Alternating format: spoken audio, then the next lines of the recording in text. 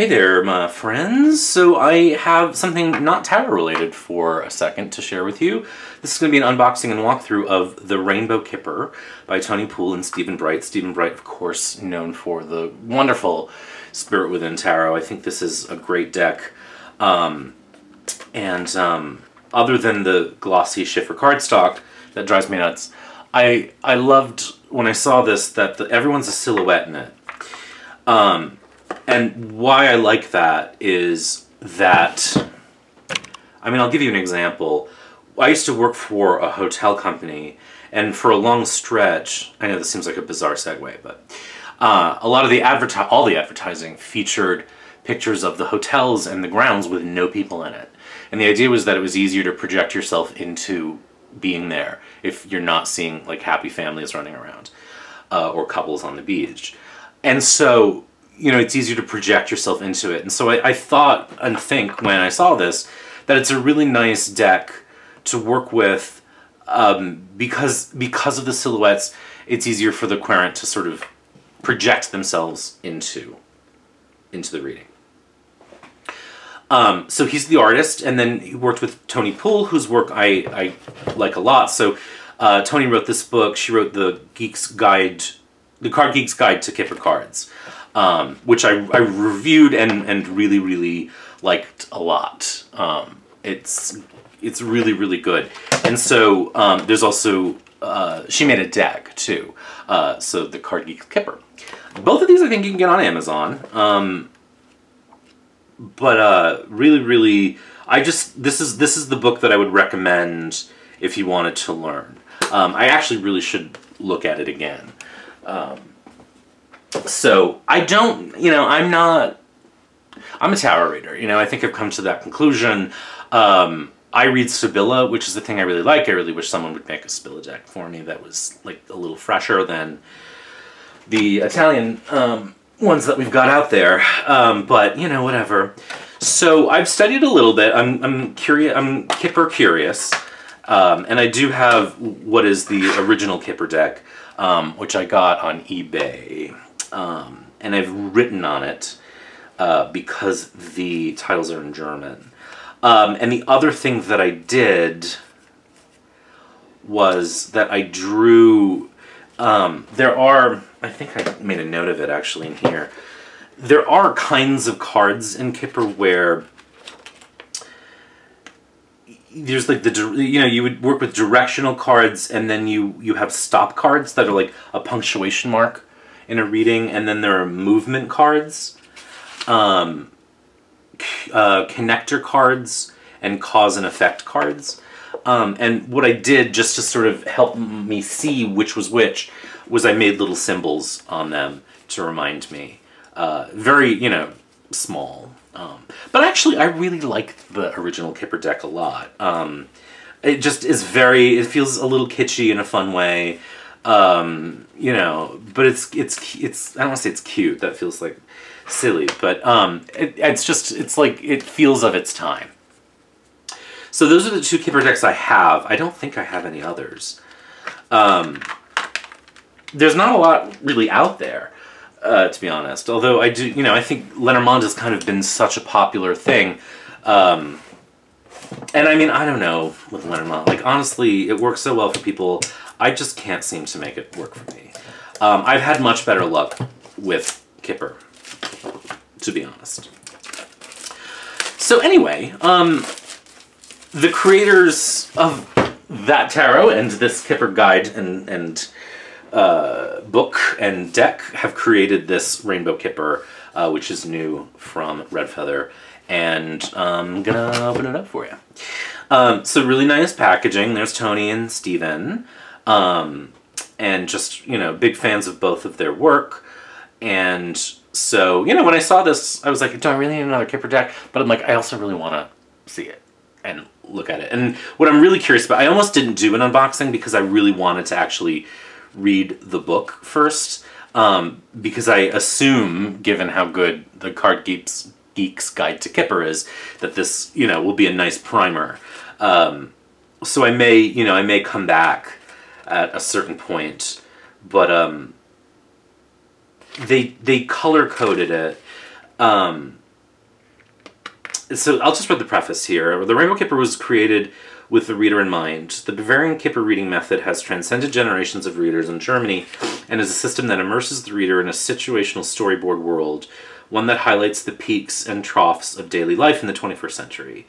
I have been researching and teaching Kipper cards in Bavaria for over a decade, and the system will never cease to amaze me with its succinct and direct messages. When teaching Kipper, it became clear that the directional nature of the cards was not easy for students to memorize. Readers with a tarot background expect the same level of visual cues in Kipper deck. I noticed that students had marked up their Kipper deck, hi, to clearly note the directional cues of each card. As a Lenormand Gypsy card and tarot reader myself, it seemed natural to analyze the difference in the systems and also to consider what would make life easier for the beginner and the advanced reader alike. There's a little bit of background. This is a color-coded 36-card Kipper deck. The reader will understand the nature of the narrative at first glance. So the color coding permeates. Color permeates everything. There's a measurable vibrational frequency for every color grade. The Rainbow Kipper color palette winds the reader with ease through complex situations and sinewy undertones. Many red cards in a spread will highlight a slow-moving situation, while the presence of a framed main character will define fortuitous versus the challenging circumstances before us. The color of your spread will determine whether you are moving full speed ahead or resting on your laurels. And then it talks about the main characters, so you have the main people. You have main person 1, main person 2. And then it talks about, so the green cards are people.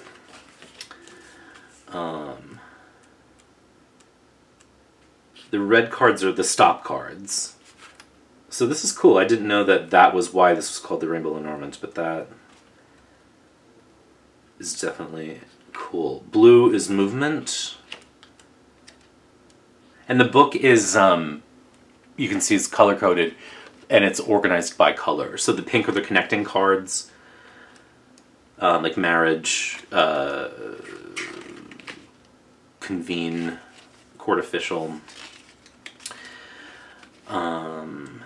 So yellow is cause and effect.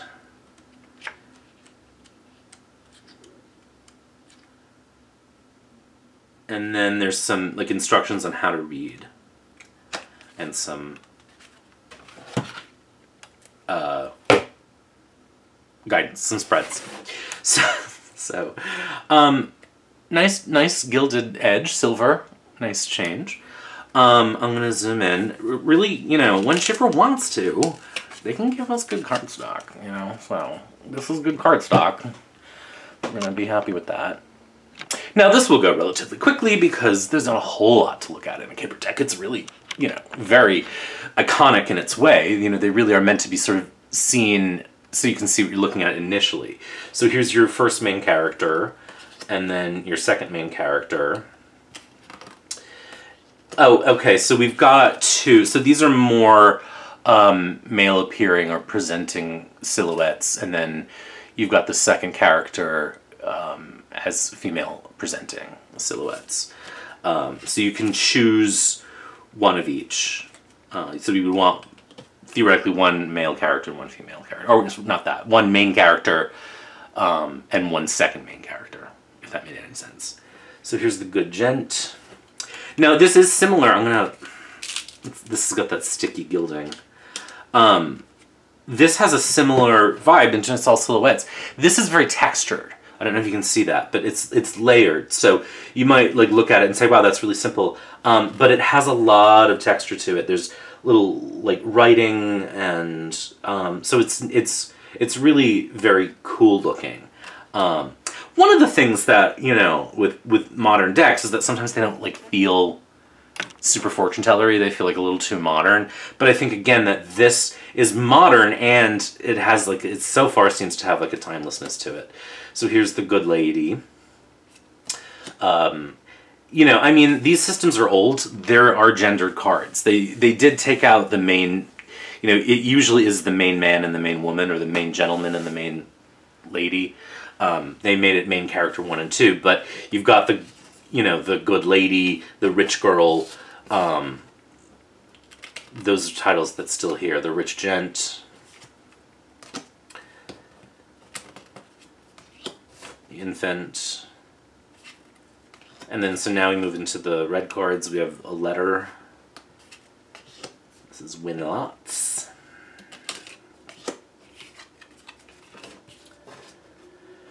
Good outcome.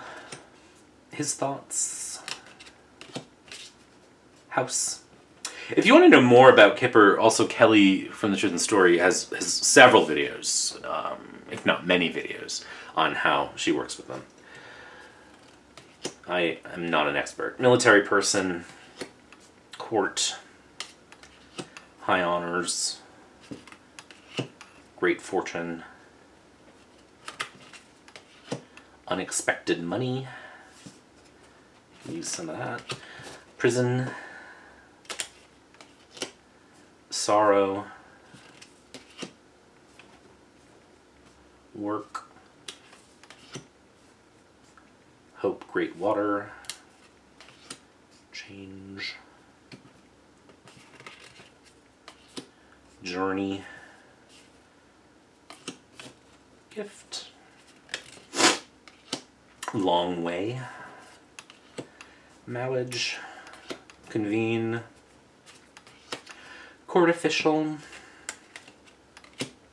short illness, and we have dishonesty.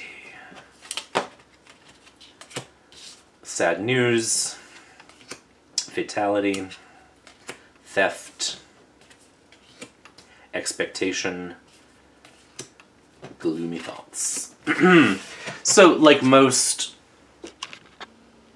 you know, divinatory tools of a certain age, they are very focused on, you know, things like sickness, loss, marriage, you know, the kinds of shit people worry about.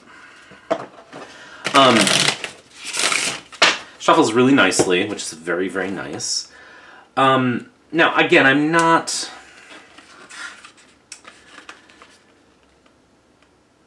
You know, I'm not an expert, like I said. There are some spreads in Kipper that you do use positional meanings. You know, you can also use... like the 9-card box, but there are sort of guiding practices at play there. So, like, we'll just look at, this is one called the Situational Spread. So, what you're gonna do, whoops, I shuffled it and left all the main characters in. Let me take them out.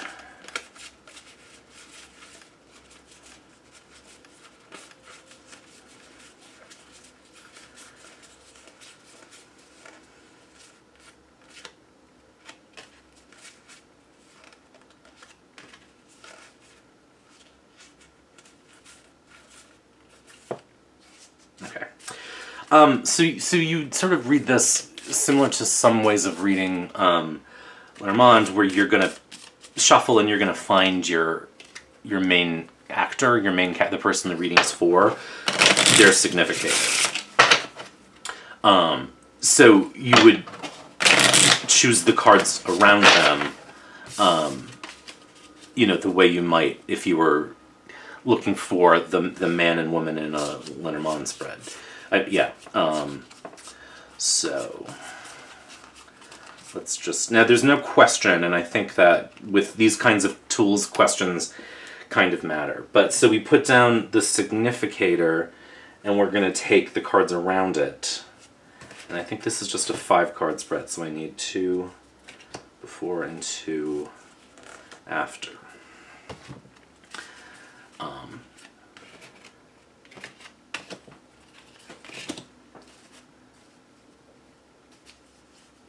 And then, so the way that this works is that the first card, this is position 1, represents their thoughts. So sort of what are they thinking about? The second represents their feelings. The third position represents the negative situation. and the 4 represents the positive situation. Which is really interesting because we have, in the negative position, we have hope, and in the positive position, we have fatality. So, you would say, okay, well, this person's thinking, the military person represents their thoughts.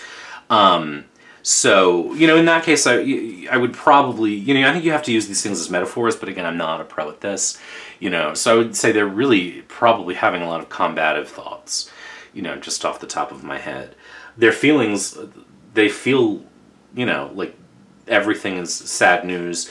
They're just feeling kind of like everything they can expect is the worst. Unfortunate is hope.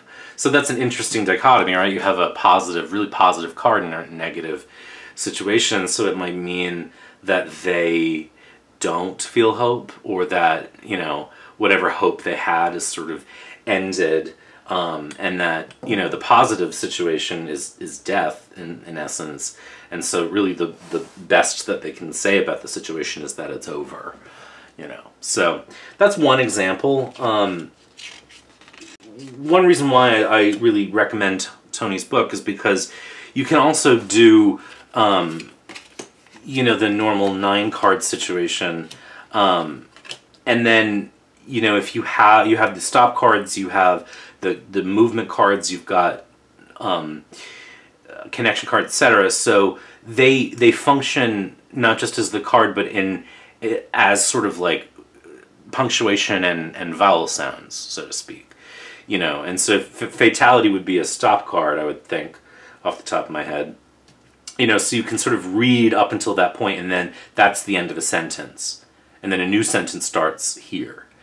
Directionality is also considered really important. So where the main character is looking is sort of what is their future, or what they're looking toward, and everything behind them is past. So you can think about it that way as well. And if there's another person in the reading, sort of where they appear to matters. There's a lot to it. It's a very interesting and different. I think it's really different from Lenormand in a lot of ways. There's a lot of structure that you can call on. That's really interesting to me. So I really do recommend this book. I have actually a review of it from a couple years ago. But if you want to learn, I think this is a good one. I also liked Alexandra Musrak's as well, but I read that much later. So most of what I know comes from this. But I do really recommend it. And this is a really nice set, I would say. There's not a lot on the market. I think there's really just, if you can find the original one, I think there's a US Games has one. Oh right, they have the Tira Marchetti, the fin de siècle Kipper. And there may be like 1 or 2 others. So like it's a nice set. I think it does have like a nice, it's modern, but it does have a timelessness to it. I think the color coding is really smart. There's a lot that you can play with there. It's really nicely put together. But I do, I'll read the book more closely, but I do think, any set like this is going to have a very introductory book. This is a nice, meaty, course. So I do recommend that. So there you go. That's the Rainbow Kipper by Tony Poole and Stephen Bright. I think it's out now. I had pre-ordered this on Amazon, so you should start, seeing it show up more and more. And yeah, I think it's gruel. I just did my Mean Girls moment. It's gruel. It's groovy. And I like the color coding a lot. It's a cool idea. Also, I mean, this color palette is like perfect for spring and summer. So like the timing is right on. How fortuitous. So I hope you're doing well. Take care. Be good. And talk soon.